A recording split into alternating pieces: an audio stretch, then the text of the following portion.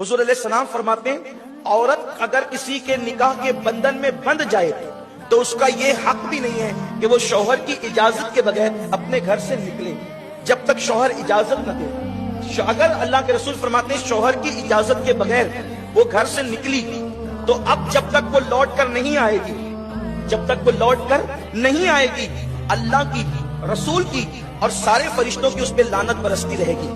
तो सहाबे किराम ने आसान किया और उसकी आका, करीम आका, बंदा परवर आका, हमारे माँ बाप आप पे कुर्बान, क्या शौहर अगर बीवी पे जुल्म करता है तो भी वो शौहर की इजाजत के बगैर बाहर न निकले?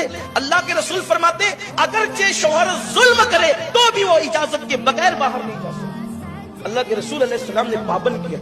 इसका मतलब यह है कि अगर लड़ झगड़ कर कोई औरत अपने शौहर के घर से बाहर निकलती है तो जब तक वो लौट कर नहीं आएगी, अब 10 दिन हो गए, 15 दिन हो गए, 50 दिन हो गए, साल भर हो गए, जब तक वो लौट कर नहीं आएगी उस पर मुसलसल लानत बरसती रहेगी। वो खा रही है तो लानत बरस रही है, वो पी रही है तो लानत बरस रही है, वो बिस्तर पर लेटी है तो लानत बरस रही है। उसकी वजह यह है कि हमारे यहाँ लड़कर जाने का तस्वुर नहीं है।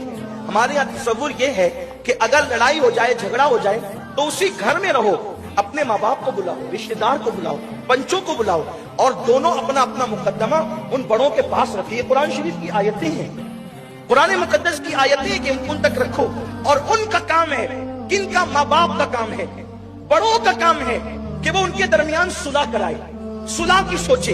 ये नहीं कि बाप और माँ अपनी बेटी को मजीद कम भरे कि कोई बात नहीं तुझे यहाँ रहने की, हम तुझे पाल सकते हैं। पलती तो छुट्टियां भी हैं, पलते तो कुत्ते भी हैं, पलते तो इंसान के दरवाजे पे खड़े रहने वाली बकरियां भी है।